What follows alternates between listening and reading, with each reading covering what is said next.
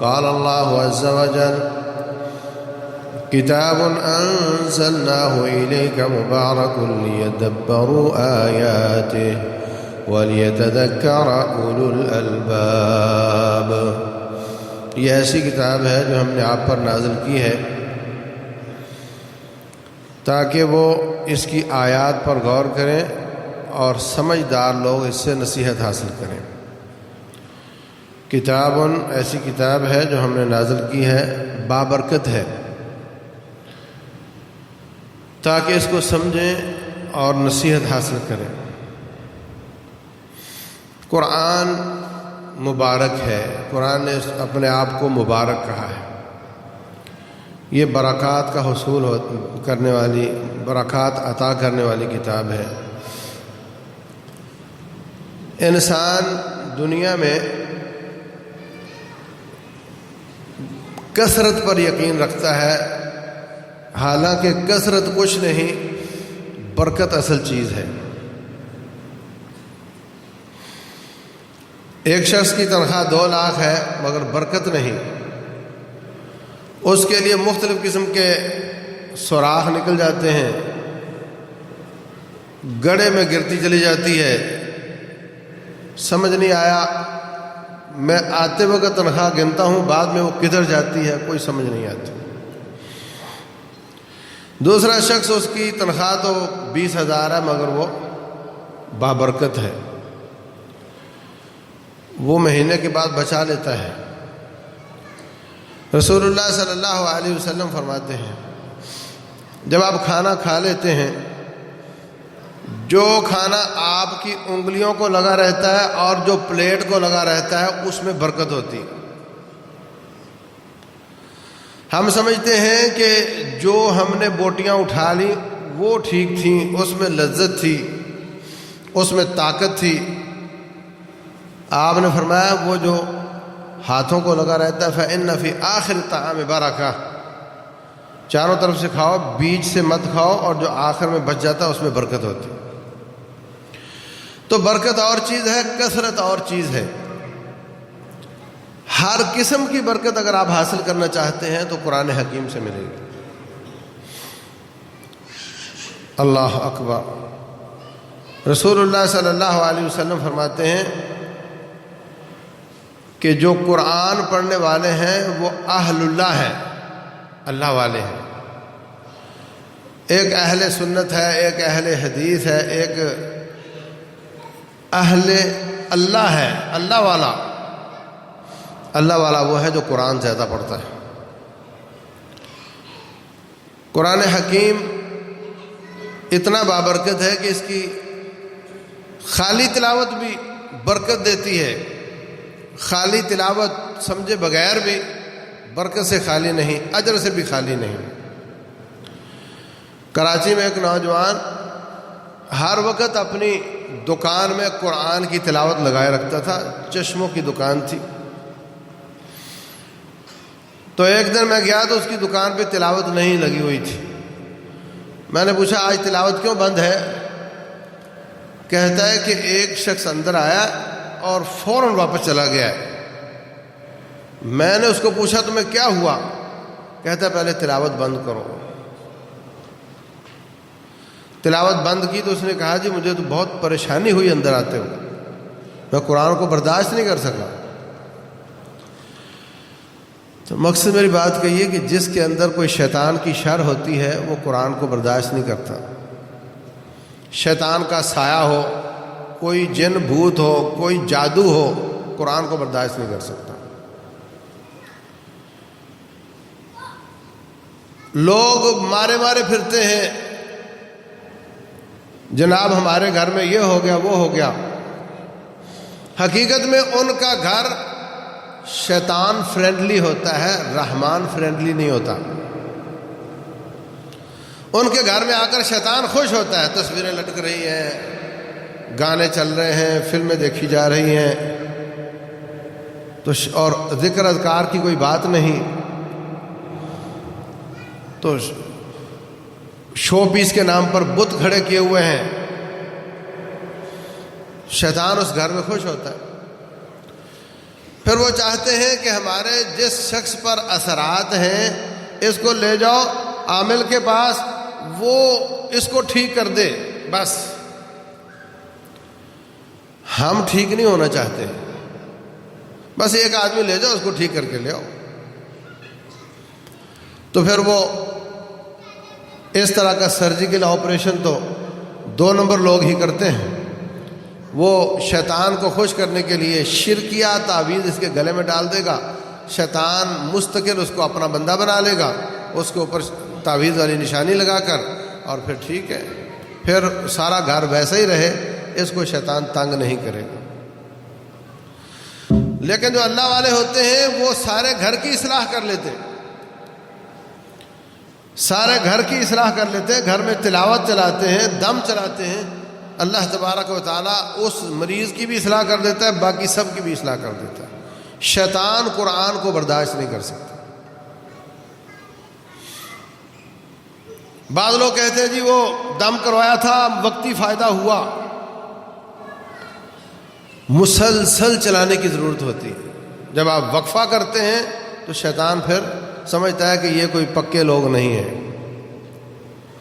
مسلسل چلانے کی ضرورت ہے، کسی قسم کا کوئی شک نہیں ہونا چاہیے، اور کسی عامل کے پاس جانے کی ضرورت نہیں پڑے گی، سارے مسائل اللہ تعالیٰ حل کر دے گا۔ قرآن حکیم آیات ہیں، الفاظ ہیں، مگر شیطان اس کو برداشت نہیں کر سکتا۔ ایک ایک حرف پر 10 نیکیاں ملتی ہیں، الف لام میم 30 نیکیاں۔ رسول اللہ صلی اللہ علیہ وسلم فرماتے ہیں میں نہیں کہتا الف لام میم ایک حرف ہے، میں کہتا ہوں یہ 3 حرف ہیں اور 30 نیکیاں ملیں گی۔ اور سارا قرآن 3200 اور کچھ حروف ہے، یعنی 3,23,000 سے کچھ زیادہ حروف ہیں۔ تو جو ایک بار قرآن پڑھتا ہے 3.25 ملین نیکیاں مل جاتی ہیں۔ اور پھر کچھ صورتیں، کچھ آیتیں زیادہ فضیلت والی ہیں۔ فرمایا سارے قرآن میں فاتحہ سب سے افضل صورت ہے، اور آیات میں آیت الکرسی سب سے افضل آیت ہے، اور قل هو اللہ احد یہ 10 پاروں کے برابر ہے۔ 10 سیکنڈ نہیں لگتے قل هو اللہ احد پڑھنے میں، اور یہ اتنی عظیم صورت ہے، اتنا اس کا اجر ہے۔ تو عزیز بھائیوں، سادہ پڑھنے سے بھی اجر ملتا ہے، برکات ملتی ہیں، بلائیں ٹل جاتی ہیں، مصیبتیں رفع ہو جاتی ہیں، شیاطین کی شر دور ہو جاتی ہے سادہ پڑھنے سے۔ حالانکہ قرآن سادہ پڑھنے کے لیے نہیں آیا۔ وَمِنْهُمْ أُمِّيُّونَ لَا يَعْلَمُونَ الْكِتَابَ إِلَّا أَمَانِيَّ۔ اللہ تعالیٰ یہودیوں کی مذمت کرتے ہیں کہ ان میں کچھ لوگ بالکل جاہل ہیں، وہ کتاب کو صرف سادہ پڑھنا جانتے ہیں، تورات انجیل کو صرف وہ ناظرہ پڑھنا جانتے ہیں، ان کی مذمت کی ہے۔ یہ سادہ پڑھنے کے لیے نہیں آیا، یہ سمجھنے اور عمل کرنے کے لیے آیا ہے۔ لیکن سادہ پڑھنے کا بھی اللہ تعالیٰ اجر دے دیتا ہے۔ لیکن یاد رکھو، قرآن حکیم میں اللہ تبارک و تعالیٰ کے نام ہے نا، واللہ عزیز حکیم، واللہ سمیع بصیر، لیس کمثلہ شیء وہو السمیع البصیر، کان اللہ علیما حکیما، کان اللہ سمیعا بصیرا۔ اللہ کے نام ہیں علیم، عین کے ساتھ، اگر اس کو حمزے کے ساتھ پڑھے علیم تو اس کا معنی ہو جاتا ہے دردناک، عین کے ساتھ پڑھے تو اس کا معنی علم والا، بہت زیادہ علم والا۔ بصیر صاد کے ساتھ، اس کو سا کے ساتھ پڑھ لیں، سین کے ساتھ پڑھ لیں تو معنی چینج ہوگا۔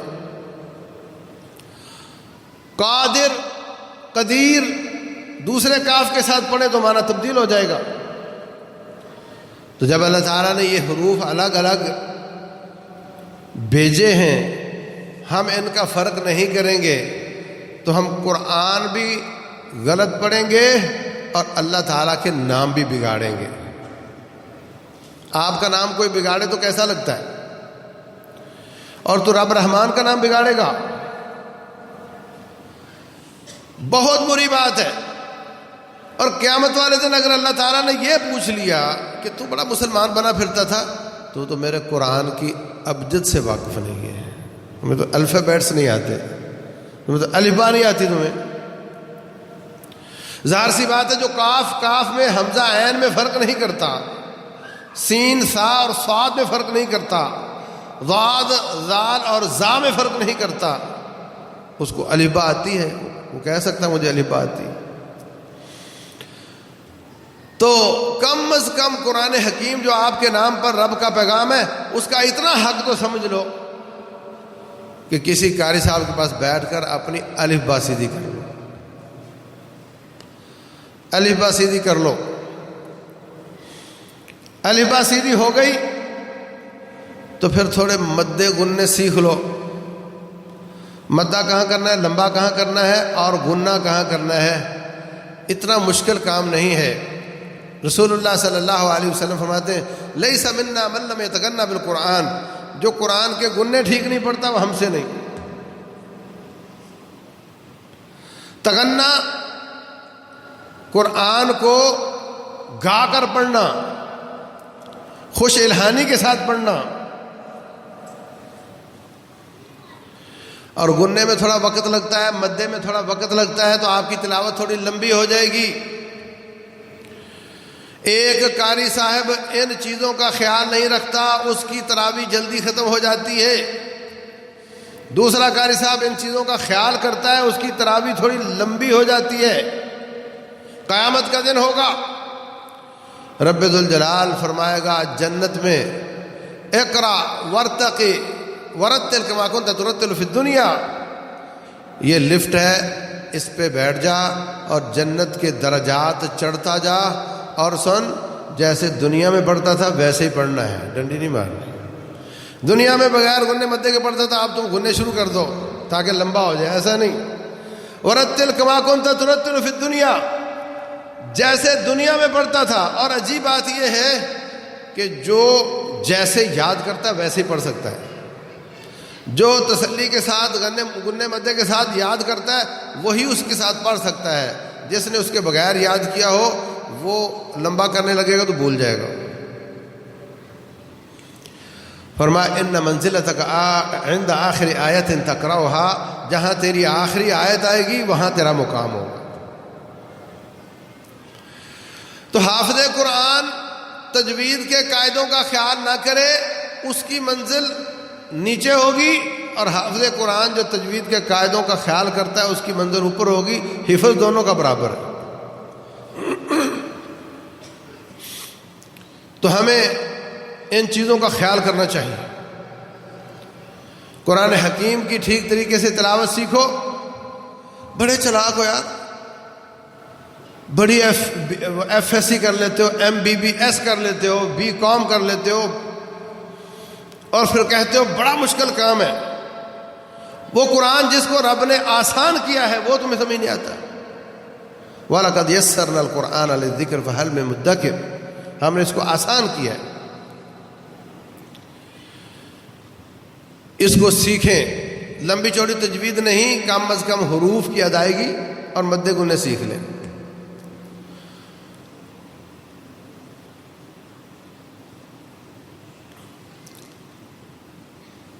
آپ اگر پڑھتے ہیں وَنَزَّلْنَا مِنَ السَّمَاءِ مَاءً، ہم نے آسمان سے بارش نازل کی، اس سے مراد اللہ ہے۔ اگر آپ نزلنا کو لمبا نہیں کرتے، نزلنا من السماء مان پڑھتے ہیں تو اس کا معنی ان عورتوں نے پانی نازل کیا۔ صرف نون کو لمبا اور چھوٹا کرنے سے معنی چینج ہو گیا۔ تو اس لیے مد گنے اور حروف کی ادائیگی اتنا قدر سیکھ لو، آپ کو لذت بھی آئے گی اور برکات بھی زیادہ آئیں گی۔ آپ قرآن کی اہمیت، اس کا اہتمام کرو گے، رب ذوالجلال کا قرآن آپ کا اہتمام کرے گا۔ اللہ اکبر۔ قرآن بگاڑو گے تو پھر دوستی نہیں لگے گی۔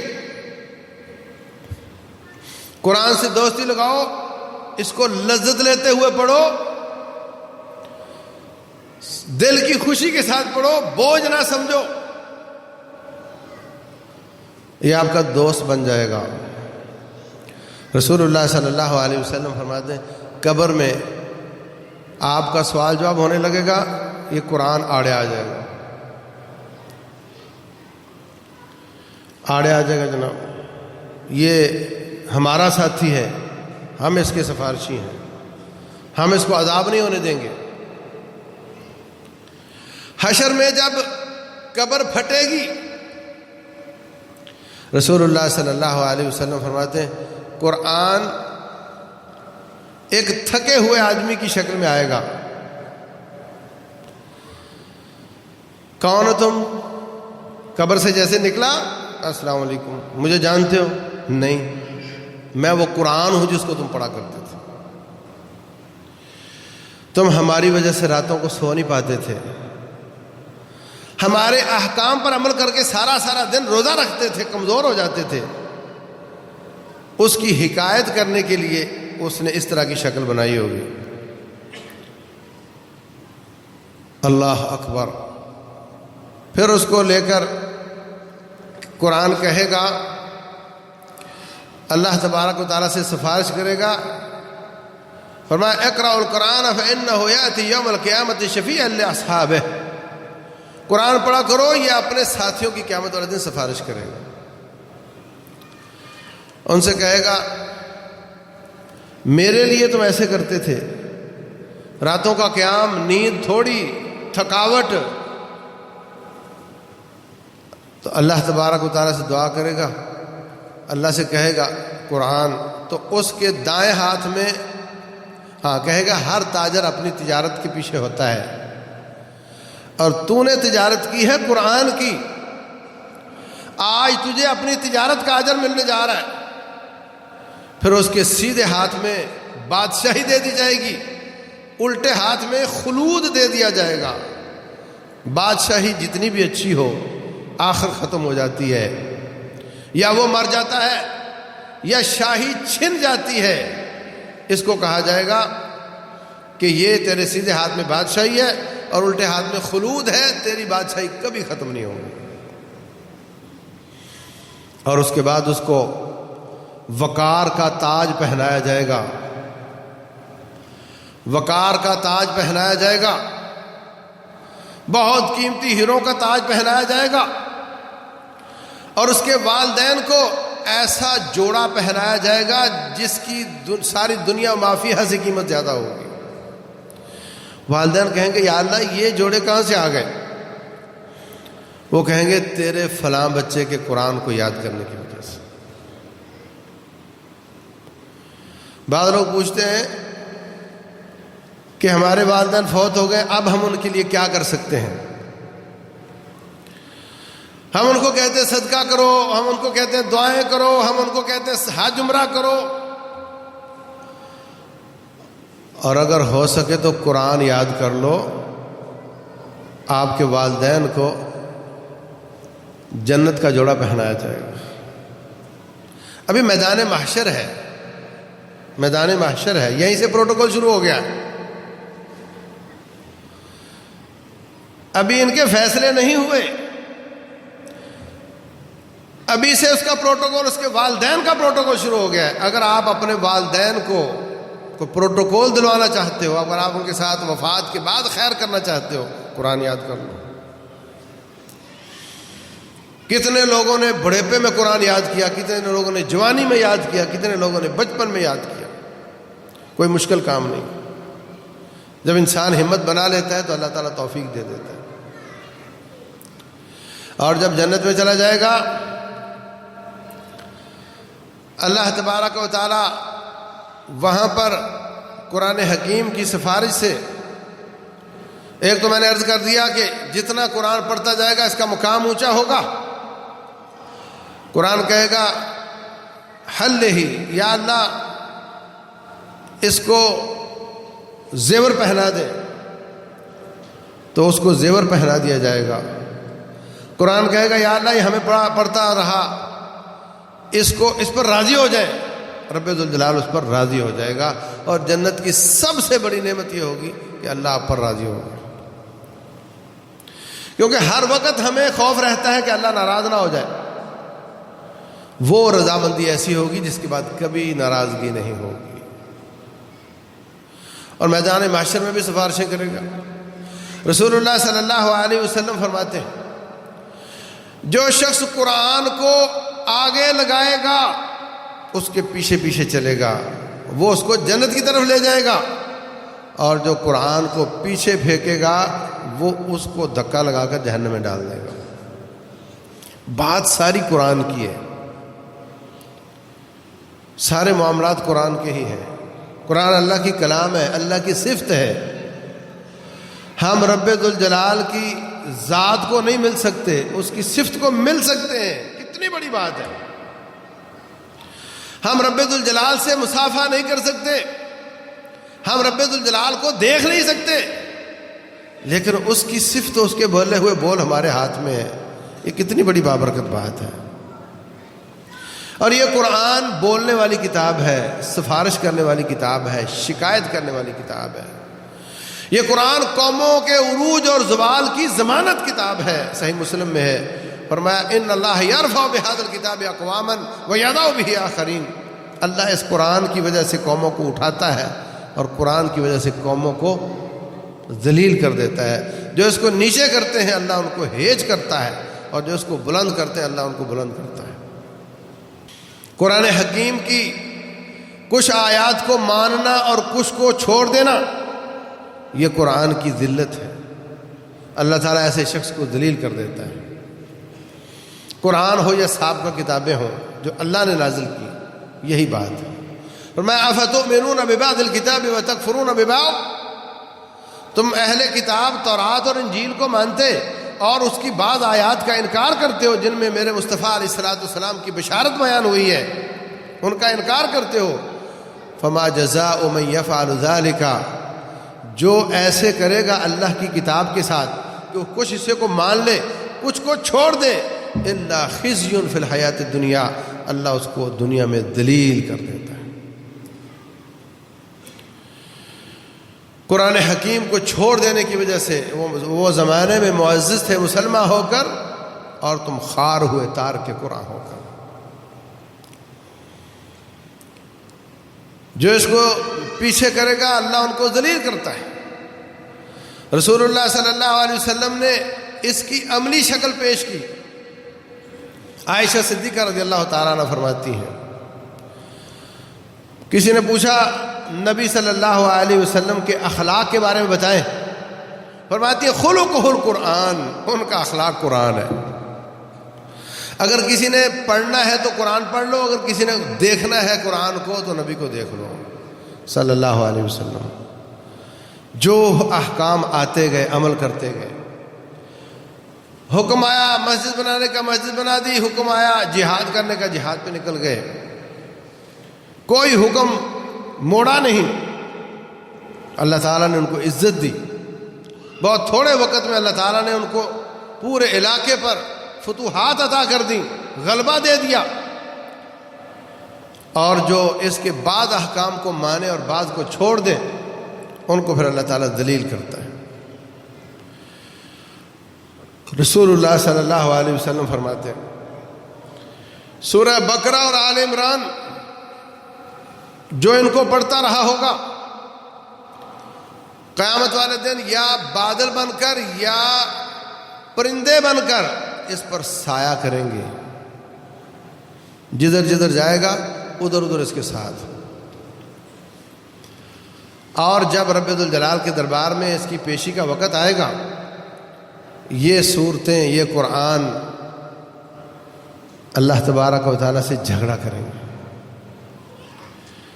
کہیں گے یا اللہ یہ ہمیں پڑھتا رہا،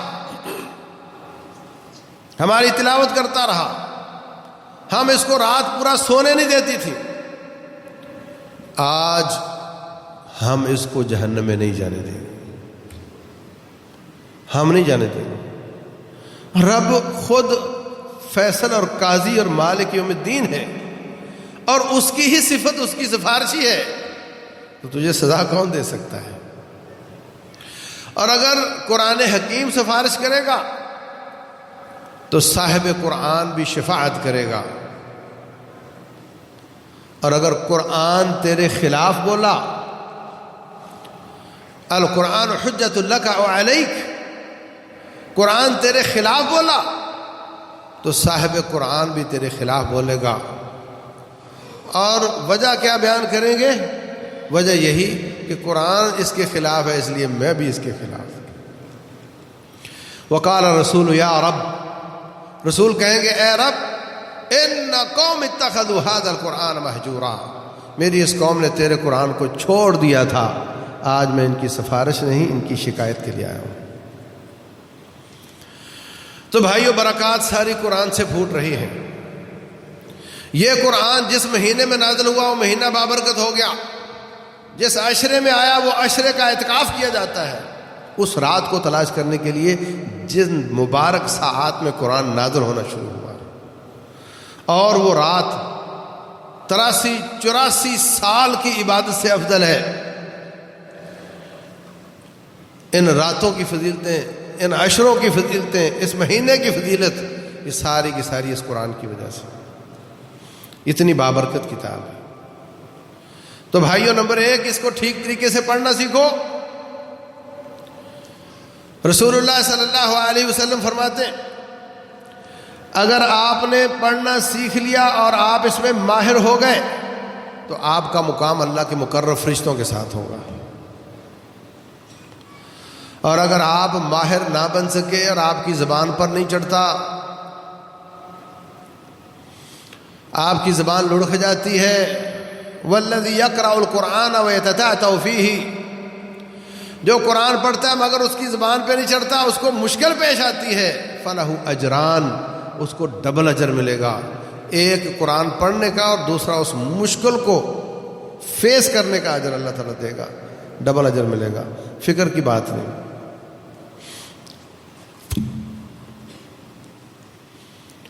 نمبر 2، اس کو سمجھو، یہ سمجھنے کے لیے ہیں، کتاب انزلناہ الیک مبارک لیدبروا آیاتہ، تاکہ اس کی آیات میں غور کریں۔ افلا یتدبرون القرآن ولو کان من عند غیر اللہ لوجدوا فیہ اختلافا کثیرا، قرآن میں غور و خوض کیوں نہیں کرتے؟ اگر یہ اللہ کا کلام نہ ہوتا تو اس میں اختلاف ہوتا۔ افلا یتدبرون القرآن ام علی قلوب اقفالها، قرآن میں غور کیوں نہیں کرتے؟ کیا تمہارے دلوں کو تالے لگ گئے؟ ہر چیز میں تحقیق، ہر چیز میں ریسرچ، ہر چیز میں باریکیاں، سائنس میں، ٹیکنالوجی میں بہت چالاک ہے، آپ بڑے ذہین ہیں، مگر جب قرآن پڑھنے کی باری آتی ہے تو پڑھنا نہیں آتا، کیسا مسلمان ہے؟ اس لیے اس میں غور کرنا، تدبر کرنا، اس کے معانی کو سمجھنا، تفسیر کو جاننا، یہ اصل مطلوب ہے، کوئی مشکل کام نہیں۔ آپ گھر والوں کو تنبیہ کر دو، میرے فجر کی نماز پڑھنے سے واپس آنے تک آپ سب لوگ نماز پڑھ چکے ہو، وہ پڑھ کر بیٹھے قرآن کھول کر، آپ جاؤ واپس 3 آیتوں کا قرآن سے ترجمے والے سے دیکھ کر ترجمہ پڑھ لو، وہی 3 آیتیں آپ کی بیوی پڑھ دے، بچی پڑھ دے، بچہ پڑھ دے، 3-4 دفعہ دہرا لیا، اگلے دن اگلی 3 آیتیں، اگلے دن چھوٹی ہیں تو 5 آیتیں، قرآن سے گزر جاؤ گے، بڑے بڑے اختلافات ختم ہو جائیں گے، برکات کا نزول ہوگا۔ رسول اللہ صلی اللہ علیہ وسلم فرماتے ہیں جب بھی کچھ لوگ قرآن کو پڑھنے پڑھانے کے لیے مسجد میں جمع ہوتے ہیں، اللہ کے فرشتے ان کو گھیر لیتے ہیں، آسمان سے رب کی رحمت ان کو ڈھانپ لیتی ہے۔ ایک صحابی سورہ کہف پڑھ رہے تھے اور بیٹا ان کا ساتھ لیٹا ہوا تھا اور ساتھ گھوڑا بھی باندھا ہوا تھا، بڑی لذت لے لے کر، جان چھڑوانے کے لیے نہیں، لذت لے لے کر قرآن پڑھ رہے ہیں۔ تو جیسے ہی قرآن پڑھ رہے ہیں تو گھوڑا مضطرب ہو گیا، ان کو ڈر لگا کہ کہیں میرے بچے کو روند نہ دے، تو پھر جلدی نفل ختم کیے۔ اوپر دیکھا تو بہت کمکمے اور کنادیل بتیاں لائٹیں جو اوپر کی طرف جا رہی تھیں. نبی صلی اللہ علیہ وسلم نے سے جا کر پوچھا، کہا وہ اللہ کے فرشتے تھے، وہ سکینہ تھی، سکون نازل ہو رہا تھا.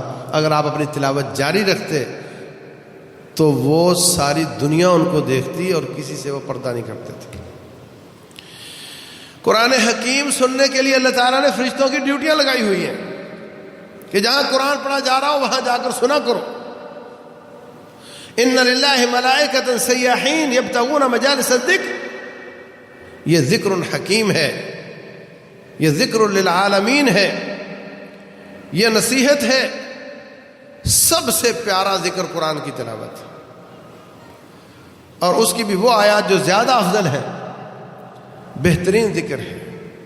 تو ہمیں جب آپ کاروبار پر ہیں، ہٹی دکان پر ہیں، گاہک نہیں ہے، پڑھتے رہو، آخری 4 کل پڑھتے رہو، فاتحہ پڑھتے رہو، کوئی مشکل نہیں ہے.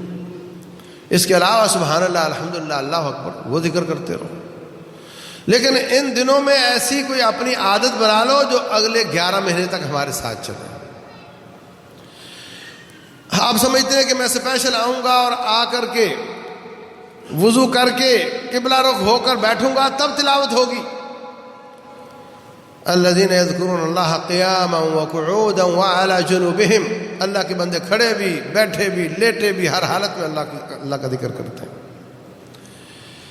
اور یاد رکھو، آپ نے قرآن شروع کیا، آپ کا وضو ٹوٹ گیا، جیسے نماز چھوڑ دیتے ہو قرآن نہیں چھوڑنا. اس کے لیے وضو شرط نہیں ہے، آپ پڑھ سکتے ہیں، آپ پڑھ سکتے ہیں، کوئی حرج کی بات نہیں، مگر کثرت کے ساتھ پڑھیں. گانے گنگناتے رہتے ہو، گالیاں بکتے رہتے ہو. جو شخص گانے گنگناتا ہے یا گالیاں بکتا ہے، موت کی بے ہوشی ہوگی، یہی کچھ کر رہا ہوگا، گالیاں بک رہا ہوگا، گانے گنگنا رہا ہوگا. اور اگر قرآن پڑھتا رہا ہوگا، موت کی بے ہوشی میں قرآن ہی پڑھ رہا ہوگا. آپ نے دیکھا سوتے میں قرآن پڑھنے کا والا بچہ قرآن پڑھ رہا ہوتا ہے، دکان والا بندہ دکان پہ سودے گاہکوں سے ڈیل کر رہا ہوتا ہے سوتے میں. تو جو اس عارضی بے ہوشی میں کر رہا ہے وہ آخری بے ہوشی میں کرے گا، اور جو جملہ اس کے زبان پر مرتے وقت ہوگا وہی قیامت والے دن اٹھتے وقت ہوگا. رسول اللہ صلی اللہ علیہ وسلم کا ایک ساتھی حج کے دوران فوت ہو گیا. آپ نے فرمایا اغسلوہ وکفنوہ فی ثوبیہ، اس کو نہلاؤ، اس کے کفن، اس کے احرام کو ہی بناؤ، اور اس کا سر نہ ڈھانپنا، اس کو مردوں والی خوشبو بھی نہ لگانا، کیونکہ یہ محرم ہے. فإنہ یأتی یوم القیامۃ ملبیا، یہ قیامت والے دن لبیک لبیک کہتا ہوا آئے. لبیک لبیک کہتا ہوا گیا، لبیک کہتا ہوا آئے گا. حضرت اسامہ رضی اللہ تعالیٰ عنہ ایک مارکے میں ہیں، ایک شخص نے دیکھا، تلوار دیکھی تو کلمہ پڑھ لیا، انہوں نے پھر بھی اس کو قتل کر دیا. رسول اللہ صلی اللہ علیہ وسلم بڑے ناراض ہوئے اور فرمایا ماذا تفعل اذ یاتی یوم القیامت بلا الہ الا اللہ. اسامہ تیرا کیا بنے گا جب قیامت والے دن وہ لا الہ الا اللہ پڑھتا ہوا آئے گا. تو جو کہتے ہوئے گئے وہی کہتے ہوئے آؤ گے.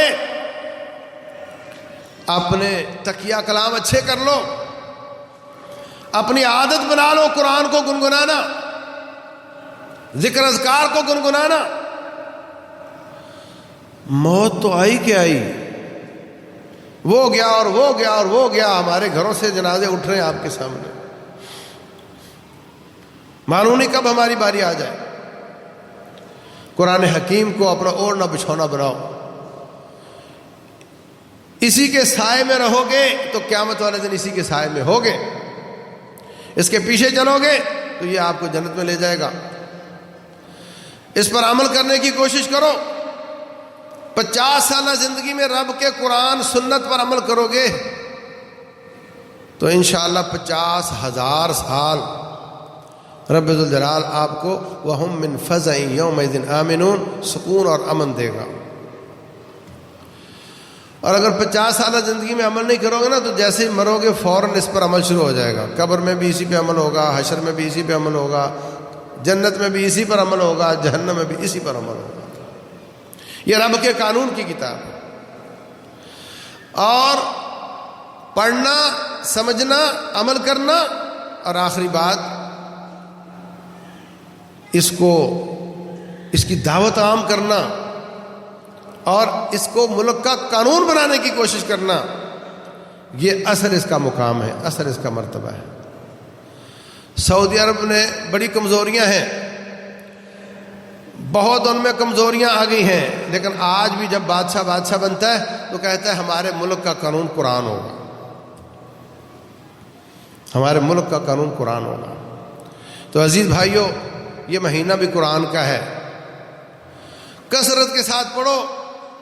پڑھنا نہیں آتا تو سیکھنا شروع کر دو، مستقل سیکھنا شروع کر دو۔ اگر بیچ میں موت آ گئی تو رب سے کہہ دینا یا اللہ شروع تو کر دیا تھا، اللہ تعالیٰ معاف کر دے گا۔